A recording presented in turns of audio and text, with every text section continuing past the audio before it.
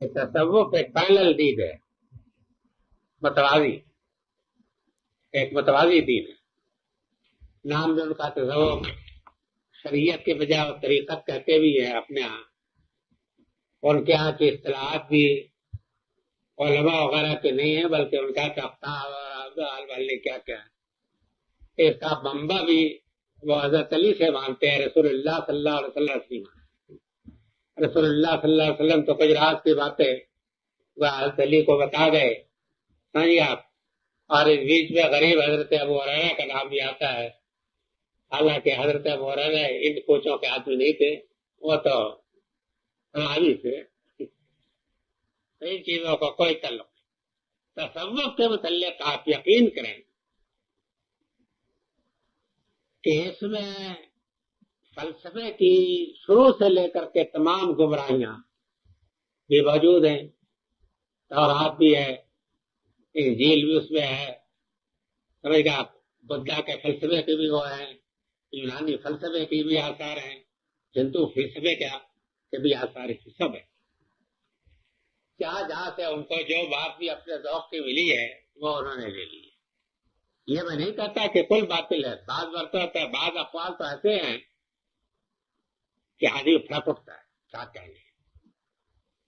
اور میں تصوف کے متعلق یہ بات، یہ غلط خیال ہے، میرے بعض دوستوں کو یہ خیال ہے کہ میں تصوف کے متعلق بے پڑھی تصوف کو پر تبصرہ کرتا ہوں۔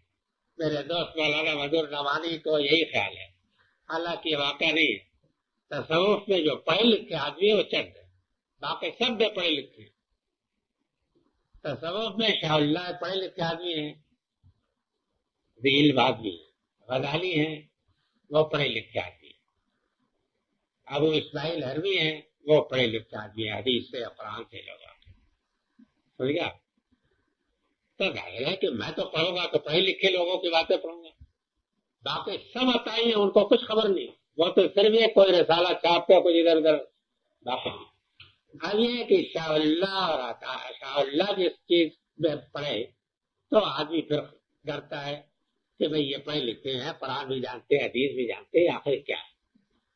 میں شاہ صاحب کی کتابیں، غزالی کی کتابیں پڑھنے کے بعد، ابو اسماعیل حربی کی کتابیں پڑھنے کے بعد، اور صوفیوں میں جیسے امام قشیری وغیرہ ہیں نا، یعنی ان کی جو کتابیں ہیں یہ ٹھیک صوفی ہیں، لیکن بہرحال صوفیوں میں کچھ پڑھے لکھے ہیں، کچھ پڑھے لکھے ہیں۔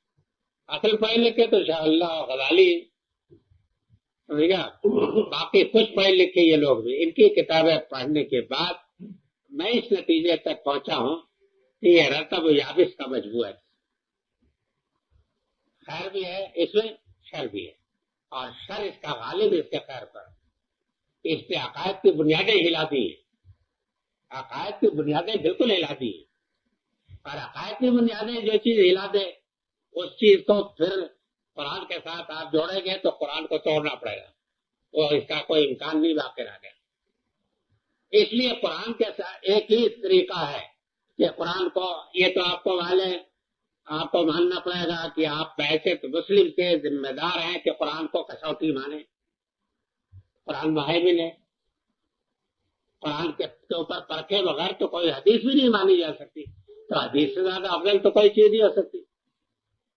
یا مان سکتے ہیں، قرآن کے خلاف تو کوئی چیز نہیں مان سکتے۔ تو یہ ہے کہ اگر آپ تصوف میں سر کھپانا چاہتے ہیں تو بے شک سر کھپائے، میں آپ کو نہیں روکتا، لیکن عند اللہ آپ پکڑے جائیں گے اگر تصوف کی کوئی بات قرآن کے اوپر پرکھے بغیر آپ قبول کر لیں۔ سمجھ گیا آپ؟ یہ نہیں ہو سکتا۔ میں تو ارباب تصوف سے بات بھی کر چکا ہوں، وحدت الوجود اور تصور شیخ پر میری بات ان حضرات ہو چکی ہے۔ یہ واقعہ ہے کہ میں فخر کے طریقے پر نہیں کرتا، واقعہ ہے کہ انہوں نے ڈر ڈال دیے۔ انہوں نے کہا کہ آپ کے سامنے جس طریقے سے یہ مسئلہ پیش کیا گیا ہے تو وہ غلط ہے، اس لیے آپ کی تنقید ٹھیک ہے، ہم صحیح طریقے پیش کریں گے۔ میں آج تک انتظار میں وہ صحیح طریقے پیش نہیں کیا، سمجھا۔ اب یہ خواہش ہے کہ وہ صحیح طریقے پر آئے تو میں ذرا اپنے قلم آزماؤں کہ ہے اب اس میں کوئی زور کی نہیں ہے، یہ بالکل صحیح ہے۔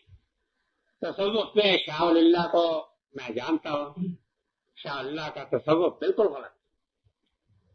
یہ واقعہ ہے کہ حیرت ہوتی ہے کہ شاہ صاحب جیسا ذہین آدمی ایسی فضول باتیں کیسے کرتا ہے. اپنے رسالہ میں جو تزکیہ نفس میں نے لکھا ہے، شاہ اللہ صاحب کے الہامات اور کشف کو میں نے بتایا تھا کہ بالکل شیطانی. یعنی کوئی کہے جو رد کرے کہ وہ رحمانی ہے، میں کہتا ہوں کہ شیطانی ہے. یہ میں مانتا ہوں کہ یہ کشف ہوا ہے، شاہ صاحب کو بھی ہوا ہوگا، ان کے چچا کو بھی ہوا ہوگا، ان کے والد بزرگوار کو بھی ہوا ہوگا، جیسا کہ انہوں نے کہا ہے. میں مانتا ہوں کہ ہوا ہے، لیکن وہ شیطان کی طرف سے ہوا ہے، خدا رحمان کی طرف سے نہیں ہوا.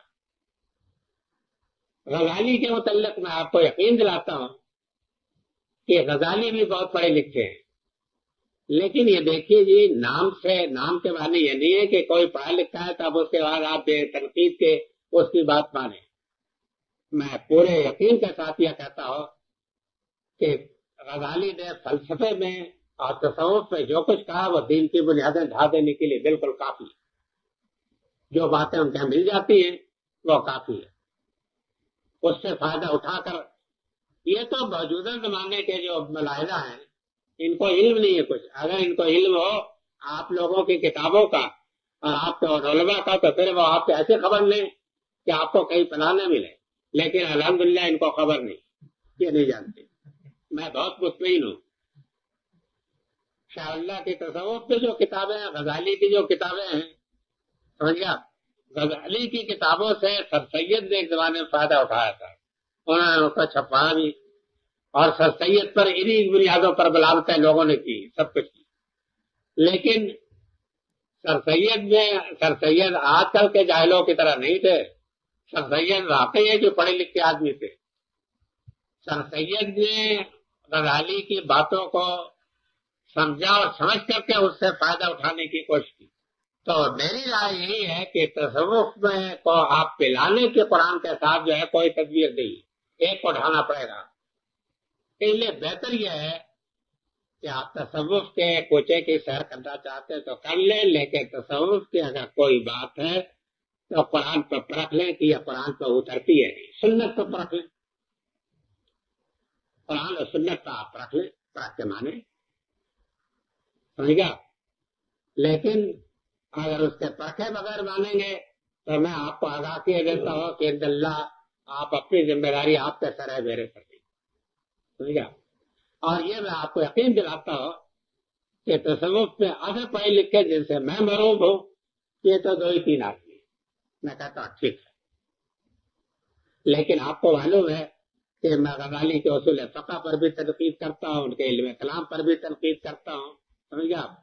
اور ان کی روایات کے معاملے میں تو غزالی سے بڑا حاتم اللیل کوئی، یعنی وہ قسم کھا کے پوری احیاء العلوم جو ان کی کتاب ہے، غزالی کی کتاب ہے احیاء العلوم، معمولی نہیں، میں بھی مانتا ہوں لوہا اس کا، سمجھ گا. ایک تو یہ ہے کہ غزالی زبان اتنی اچھی لکھتے ہیں کہ بس آدمی پڑھتے ہی رہے، جی چاہتا کیوں چھوڑ گئے. دوسرے کہ وہ علم کلام وغیرہ کو ناول بنا دیتے ہیں، یہ بھی چیز ہے ان کے، اس لیے کہ وہ فن سے خوب واقف ہیں.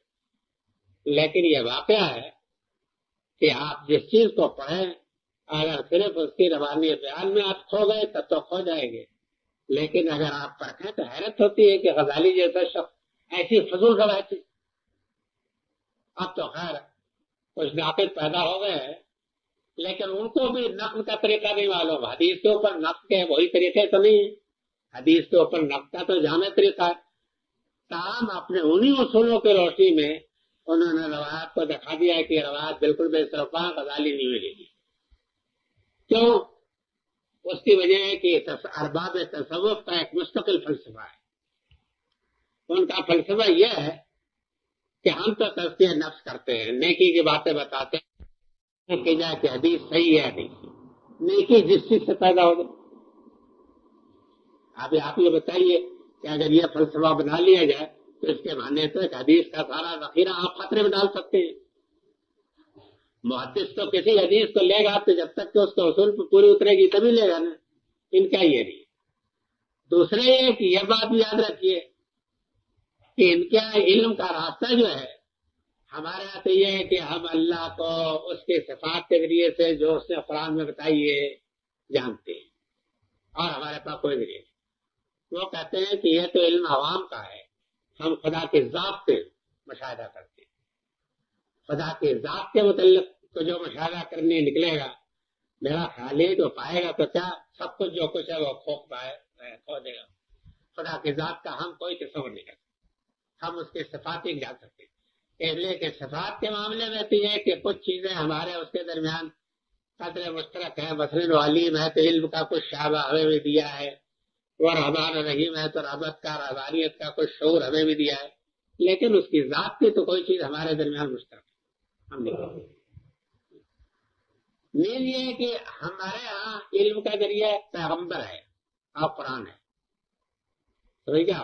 ان کیا کہتے ہیں کہ نہیں، بلکہ ہم مشاہدہ اور بقاش کر رہے ہیں، سمجھ رہے ہیں آپ؟ ہمارے ہاں تو قرآن و حدیث ہے اور تو کوئی ذریعہ نہیں ہے، ہم تو یہ ہے کہ بے بس ہو جاتے ہیں کہ قرآن میں اگر کوئی چیز نہیں حدیث میں نہیں ہے تو پھر ہم اجتہاد کرتے ہیں، ہم کہتے ہیں کہ بھائی ہمارے پاس، وہ کہتے ہیں کہ یہ تو ابتدائی ذریعہ ہے، اصلی ذریعہ کشف ہے، اصلی ذریعہ مشاہدہ ہے، ٹھیک ہے۔ اب اس کے معنی یہ کہ ہمارے ان کے درمیان تو کوئی چیز مشترک نہیں ہے نا۔ آپ وہ مشاہدہ کر کے آئے، مشاہدہ کا کیا ہے کہ آپ دیکھتے ہیں کہ مثلا ایک لڑائی ہوئی ہے دو صوفیوں میں بڑے، شاہ اللہ میں اور مجدد صاحب میں، دو صوفیوں میں لڑائی ہوئی۔ مجدد صاحب نے کہا کہ وحدت وجود ٹھیک نہیں ہے، وحدت شہود، چلیے بھائی ہم نے کہا کہ شاید چلو وحدت شہود ہی میں کچھ خیر ہو کسی، اب ان میں دونوں میں مباحثہ ہوا، تو مباحثہ کا مطلب علمی مباحثہ ہے، یعنی مطلب یہ دونوں کے زمانے میں تو بڑا فرق ہے۔ جیسے کہ یہ ثابت کیا تھا کہ میں اس مقام تک پہنچا تو میں نے دیکھا کہ شہود ہی شہود ہے، اس مقام تک پہنچا تو وہاں بھی دیکھا کہ شہود ہی شہود، اس مقام تک پہنچا تو دیکھا کہ شہود ہی شہود ہے۔ شاہ اللہ صاحب اپنے زمانے میں آئے تو انہوں نے کہا کہ میں اس مقام تک پہنچا تو دیکھا کہ وحدت وجود ہی وجود ہے، میں اس مقام تک پہنچا تو وحدت وجود وجود ہے۔ انہوں نے کہا کہ دونوں ایک ہی۔ اب یہ جن مقامات تک آپ گئے، جن معیاروں کو پرچائے بیابان میں آپ کہتے ہیں کہ چاہتے رہے، آپ والے چاہتے رہے کہ والے ڈوبتے رہے، کہاں رہے؟ بھائی ہمیں تو کوئی بات کہی جائے گی تو ہم تو بحث کر سکتے ہیں، اس سے قرآن حدیث ٹوٹ جاتے، اس سے تو ہمارا کوئی۔ یہ شاہ صاحب کے اور ان کے بڑے مارکے ہیں۔ میں نے جب دونوں کو پڑھا تو میں نے کہا اللہ اکبر، یہ بھی مان لی کہاں سے کہاں تک پہنچ گئے، یہ بھی کہاں سے کہاں پہنچ گئے، ہم یہیں بیٹھے، ہمارے پاس تو کوئی ذریعہ نہیں۔ تو یہ ہوا میں اڑنے کی کوششیں کیجیے، سیدھے سیدھے عقلی طریقہ جو ہے۔ ایک بات ہے میں آپ کو کہنا چاہتا ہوں، میں عقل کو مانتا ہوں، دین کی بنیاد تمام تر عقل پر ہے۔ عقل میں اگر تھوڑی سی خرابی نہ ہو کہ رشوت بھی لے لیتی ہے، بعض اوقات ڈر جاتی ہے، اور بعض برتا یہ ہے کہ ذرا عقل مند ہو جاتی ہے، کچھ یہ ہے۔ ورنہ میرے نزدیک ایک ملک سے خاندان کے جو عقل کو مانتا ہے اس سے بحث ہو سکتی ہے۔ ان حضرات سے کیسے بات ہو؟ تو کہیں گے ہم فلانے مقام پر گئے تھے، ہم کہیں گے جی ہم نے تو آپ کو ابھی دیکھا نہیں، یا ہم وہیں آپ، وہ یہ کہتے ہیں۔ عقل والا تو وہی بات کہے گا نا کہ جو ہمارے پاس ہے تو ہم اس سے بحث کر سکتے ہیں۔ تو ایک عاقل آدمی سے تو گفتگو ہو سکتی ہے، صوفی سے کوئی بات نہیں، صوفی کو کرنے دیجیے۔ یہ آپ کو معلوم ہونا چاہیے کہ ہر چیز میں دیکھ لیجیے، قرآن میں تو محبت ہے نا خدا کی، رسول کے ساتھ بھی محبت کا ذکر، عشق کا ذکر تو نہیں، عشق کا لفظ کہیں نہیں آیا، مجھے یاد نہیں عشق کا لفظ کہیں آیا۔ سوال یہ ان کے یہاں یہ ہے کہ محبت کا لفظ نہیں، عشق کا لفظ، عاشق، عشق الہی ہے، عشق میں مست، ہر قوال ہر رات کو ہر گویا جتنے استعمال کیا۔ اور حضرت ابو بکر نے کیوں نہیں کہا کہ متعلق کیوں نہیں کہا گیا کہ وہ عاشق رسول تھے، یا وہ یہ لوگ بڑے بڑے لوگ تھے؟ تو یہ معلوم ہوا کہ اس لیے کہ واقعہ ہے کہ عشق کے لفظ میں ایک آوارگی پائی جاتی ہے، اس کے لیے کوئی کسوٹی نہیں، کوئی معیار نہیں۔ اس میں خلل دماغ میں اور عشق میں کوئی امتیاز کرنا بھی مشکل ہے کہ یہ خلل دماغ ہے یا عشق کیا ہے. تو اس لیے یہ لوگ اس طرح کے الفاظ استعمال کرتے ہیں. محبت جو ہے اس کے متعلق کسوٹی ہے کہ خدا کا کوئی بندہ خدا سے محبت کرتا ہے یا نہیں. سب سے زیادہ اس کے لیے آپ کو قرآن میں کسوٹی دے دی. آپ ہی تول سکتے ہیں, کسوٹی پرکھ سکتے ہیں. مطلب یہ ہے کہ اگر ایک شخص کے سامنے ایک ایسا موڑ آئے کہ جہاں وہ فیصلہ کرے کہ وہ بات میں اختیار کرو جو میرے مفاد میں, میرے دوستوں کے مفاد میں, میرے خاندان کے مفاد میں جاتی ہے, اور یا وہ بات اختیار کرو جو خدا پسند کرتا ہے, خدا نہیں کرتا. اگر ایک بندہ اپنے خاندان, اپنے مفاد سب کو چھوڑ کر خدا کی بات کو اختیار کر لے تو خدا کا محبوب وہی ہے. صحیح ہے. اور اگر وہ دوسرا راستہ اختیار کر لے تو منافق. یہ تو کسوٹی معلوم ہو گئی نا. آپ ہی پرکھ سکتے ہیں اس کو کیسے پرکھا جائے. سمجھے آپ؟ اس کو پرکھنے کے لیے تمہارے پاس کوئی نہیں.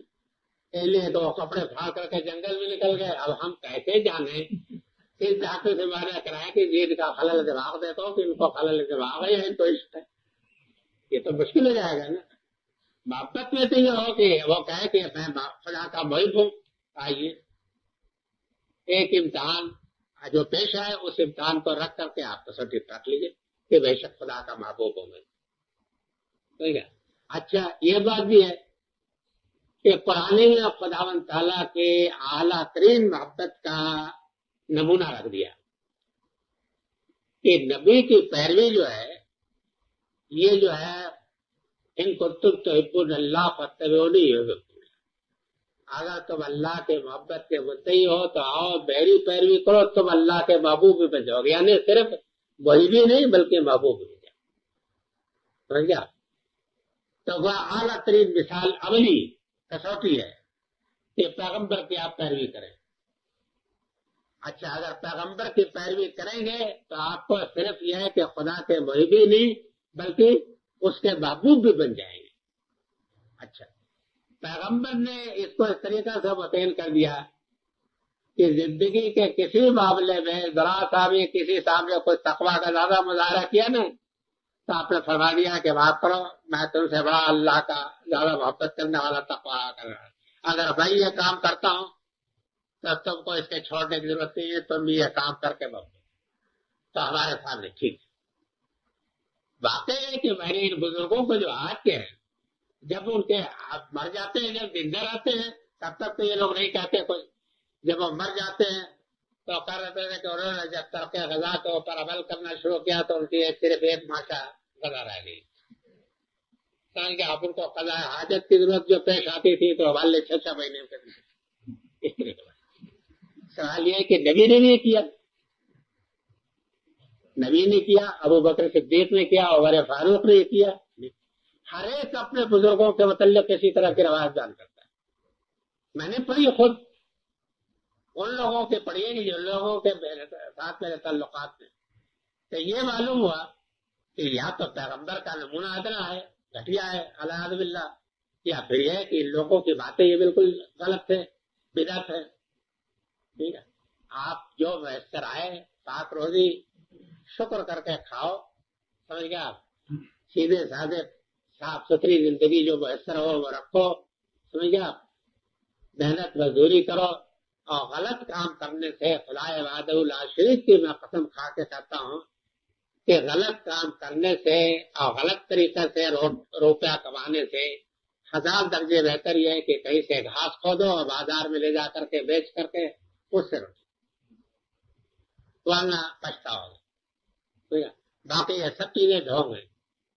نبی جو ہے محبت و محبوبیت کا بہتر ضرور قرآن ہے. مانتے ہو کہ نہیں مانتے ہی بس ان کا نمونہ ہے. اب اگر فرض کر لیجیے کہ کوئی بزرگ صوفی ہے تو وہ کہے کہ خربوزہ انہوں نے نہیں کھایا. کیوں نہیں کھایا تھا؟ ان کو نہیں معلوم تھا کہ حالت کے کیسے کھاتا.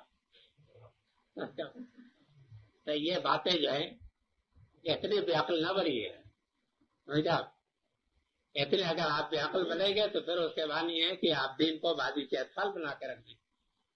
اس طریقے کی باتیں جو ہیں یہ تصوف کو صرف ایک ہی شکل ہے کہ وہ تمام چیزیں تصوف سے نکال دی جائیں، تو میرا خیال ہے کہ بہت تھوڑا بچے گا، یعنی وہ اتنا کم بچے گا کہ وہ ان کے نہ کام آئے گا نہ ہمارے کام آئے گا، کسی کے کام نہیں، بہت تھوڑا بچے گا۔ غزالی کی کتاب جو ہے چھوٹی سی کتابوں میں ہے، تصوف بڑا شوق سے میں نے پڑھی ہے اور بار بار پڑھی ہے۔ اور یہ بات بھی یاد رکھیے کہ شاہ صاحب کی کتابیں بھی میں نے پڑھی ہیں، شاہ صاحب کی میرے دل میں عزت بھی ہے، ان کی کتابیں پڑھی اور تنقید بھی پڑھی ہے۔ ابن قیم نے جو تنقید کی ہے نا، یعنی اس وجہ سے نہیں کہ ابن قیم کی میرے دل میں جو عزت ہے وہ ان کے عالمانہ تنقید کی ہے، انہوں نے تنقید کر کے بتایا ہے، بہت عالمانہ منصفانہ تنقید کہ تصوف کی ان باتوں میں یہ غلطی کتاب اس میں بہت، اس سے اعلیٰ کتاب تنقید میں میری نظر سے کوئی نہیں ہے، اس لیے میں اس کا بڑا مداح ہوں کہ ٹھیک ہے۔ اور یہ بات بھی ہے کہ انہوں نے جن بزرگ کی کتاب پر تنقید کی ہے وہ حنبلی تھے، تو حنبلیت میں تصوف میں تو بان بعید ہے، آسمان زمین کا فرق ہے۔ حنبلی کوئی صوفی ہو جائے یہ تاریخ کا ایک نادر واقعہ ہے، لیکن انہوں نے انہیں کو پکڑا اور اس کا پوسٹ مارٹم کیا بہت ہی اعلیٰ طریقے پر۔ تو یہ چیزیں جو ہیں بے پڑھے لکھے لوگوں کی ہیں، اس کو کوئی تعلق نہیں ہے۔ قرآن پاک میں بندوں کے لیے لفظ مومن اور ولی موجود ہے، ان دونوں درجوں میں کیا فرق ہے اور یہ درجات کیسے حاصل کیے جا سکتے ہیں؟ خدمت خلق کے لحاظ سے دونوں درجہ رکھنے والے کیا کردار ادا کرتے ہیں؟ مومن کے بارے تو صاف ہے کہ جانتے ہیں ہم آپ سب کہ اللہ کے اوپر، رسول کے اوپر، اس کی کتابوں کے اوپر اور ملائکہ جس حیثیت میں وہ ہے تمام چیزوں کے اوپر صدق دل سے جو ایمان رکھتا ہے، مانتا ہے اور اپنی زندگی میں ان کی رہنمائی پر اعتماد کرتا ہے پورے طریقے سے، ماننا ہی نہیں کافی ہے بلکہ اللہ اور رسول کو کہ جو رہنمائی ہے اس کے اوپر ایمان رکھتا ہے پورا مضبوط، تو اس کو مومن کہتے ہیں۔ باقی رہ گیا کہ ولی کے کئی معنی ہیں، قرآن مجید میں تو کئی معنی میں ہے، غالباً یہاں تو جس سے بات ہو سکتی ہے وہ یہ ہے کہ ولی کے معنی دوست کے، جیسے اولیاء اللہ ہوتے ہیں نا، اہل ایمان جو ہے اللہ کے زیادہ دوست ہیں اور وہ فلاں جو ہے شیطان کے دوست ہیں، تو ان کا مطلب یہ ہے کہ اللہ کے کاموں کے لیے جس جانثاری کی، جس جاسپاری کی، جس محنت کی، جس مشقت کی ضرورت ہے، جس انفاق مال کی ضرورت ہے وہ تمام وہ کرتے ہیں، تو وہ اولیاء اللہ ہیں۔ تو ولی میں خدا و تعالیٰ کے لیے جاسپاری، جابازی اور یہ تمام پہلو جو ہیں وہ لازماً موجود ہوں گے۔ ان دونوں درجوں میں کیا فرق ہے؟ ان دونوں درجوں میں ایک میں تو عقائد جو ہے نا وہ نمایاں ہے، دوسرے میں کردار کا پہلو نمایاں ہے، یہ فرق ہے واضح طریقے سے۔ کردار کا پہلو اس میں ہے، اس میں عقائد کا پہلو زیادہ نمایاں ہے۔ باقی رہ گیا کہ دونوں لازم ملزوم ہیں، سمجھ گیا؟ کوئی شخص مومن وہی ہوگا کہ جو اللہ کا ولی بھی ہو، اور ولی وہی ہوگا کہ جو مومن ہے۔ اگر کوئی مومن نہیں ہے تو ولی نہیں ہو سکتا، سمجھ گیا؟ یہ لازم ہے، دونوں لازم ملزوم ہے ایک دوسرے کے۔ اور یہ درجات کیسے حاصل کیے جا سکتے ہیں؟ یہ درجات اسی طریقے سے حاصل کیے جا سکتے ہیں جس طریقے سے ہر کمال اور ہر مقصد، ہر رسولین کو حاصل کرنے کے لیے جو طریقہ اختیار کیا جاتا ہے۔ مطلب یہ بھی ہے کہ آپ جانیں کہ مومن کے کیا صفات ہیں، کیا ہونی چاہیے، کیا اس کے لیے بیان ہوا ہے، اور ولی کے کیا کردار ہوتے ہیں، کیا کردار ہونے چاہیے، اور اولیاء کے کیا کردار بیان ہیں قرآن و حدیث، اس کو جانیں، اور جاننے کے بعد اپنے آپ اپنے اندر اس کو پیدا کرنے دیجیے. سمجھ گیا؟ یہ ہر چیز میں ایک ہی طریقہ ہوتا ہے. کسی چیز میں بھی مثلا فرض کر لیجیے کہ ایک شخص بڑی بننا چاہتا ہے تو بڑی بننے کے جو لوازم ہے اس کو درجہ بدرجہ اختیار کرنے پڑتے ہیں. اسی طریقے سے جو شخص کی مومن ہے، یہ البتہ یاد رکھیے کہ پیدائشی طور پر کوئی مومن نہیں پیدا ہوتا، نہ پیدائشی طور پر کوئی ولی ہوتا. بے شک فطرت کے لحاظ سے تو ہر شخص کو مومن ہونا چاہیے اور ولی بھی ہونا چاہیے، اس لیے کہ فطرت کا تقاضا ہی ہے. لیکن یہ کام جو بھی ہوگا حاصل ہوگا ریاضت، محنت، کوشش، سمجھ گیا، علم حاصل کر کے اور اس کو پر عمل کرنے سے حاصل ہوگا، بغیر اس کے حاصل نہیں ہو سکتا. خدمت خلق کے لحاظ سے دونوں درجہ رکھنے والے کیا کردار ادا کرتے ہیں؟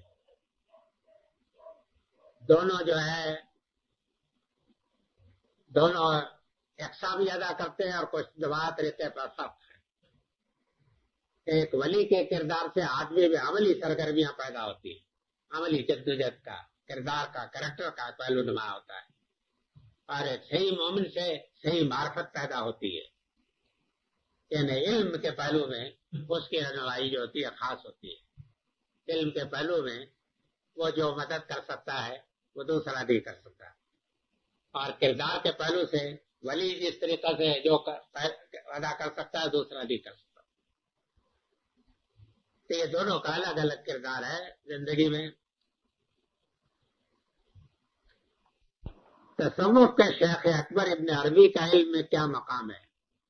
علم شیخ اکبر جو ہے اس کو شیخ اکبر کہتے ہیں، لیکن معاف کیجیے گا میں اس کو دجال اکبر سمجھتا ہوں. دجال اکبر ہے یہ واقعہ ہے کہ تمام گمراہیوں کا بابا آدم ہے. باطنیہ کا جو فلسفہ ہے نا، باطنیہ کہ جنہوں نے سارے دین کا پیچ کر دیا ہے، اور باطنیہ کا فلسفہ جو ہے اس نے یہ شیخ اکبر بنایا. اور تصوف میں تمام علمی گمراہیوں کا بانی ہے. عیسائیت کو پال نے جس طریقے سے گمراہ کیا ہے، پال کو جانتے ہیں نا، موجودہ عیسائیت جو اس کا بانی جو ہے پال ہے، سمجھ گیا، سینٹ پال، اس نے بگاڑا ہے موجودہ عیسائیت کو. ہمارے یہاں وہی درجہ اس شخص کا ہے. اور یہ شیخ اکبر ہے تمام صوفیوں کا شیخ.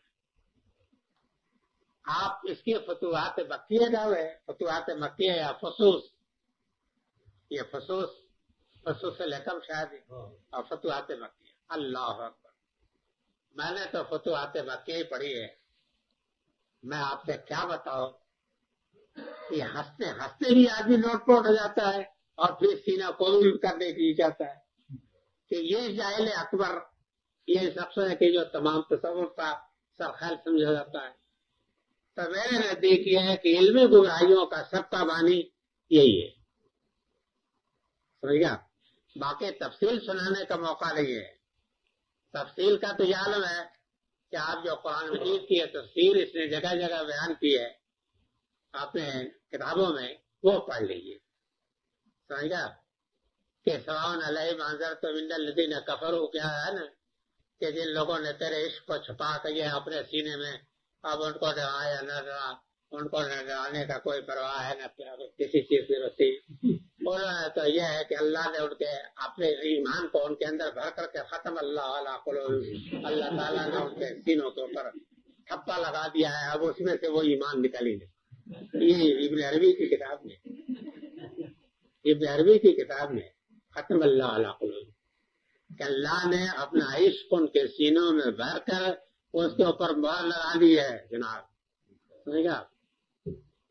اب کبھی کبھی چھلک پڑتی ہے وہ شراب اس کے اندر سے کس حساب سے، تو وہ کہتے ہیں نا کہ معافی جبتی الا اللہ، معافی جبتی الا اللہ، میرے جبے کے اندر اللہ ہی اللہ ہے، سب اللہ ہی اللہ ہے، سب اللہ ہی اللہ ہے، میں وہاں آگے پیچھے اللہ ہی اللہ ہے۔ اور الحق سبحانی سبحانی ما عظم شانی، میں پاک میں پاک، کیا کہنے ہیں میری شان کی۔ جب وہ آپ اس کو ہونے نہ ہوتا میں تو کیا ہوتا، میں نے کہا پیشاب پہ قطرے ہوتے اور ہوتے آپ کے، آپ تو ہونے کا کوئی مقام نہیں۔ یہ سب چیزیں بہرحال یہ تصوف کا شیخ اکبر جو ہے یہ ضلالت کا بھی شیخ اکبر ہے۔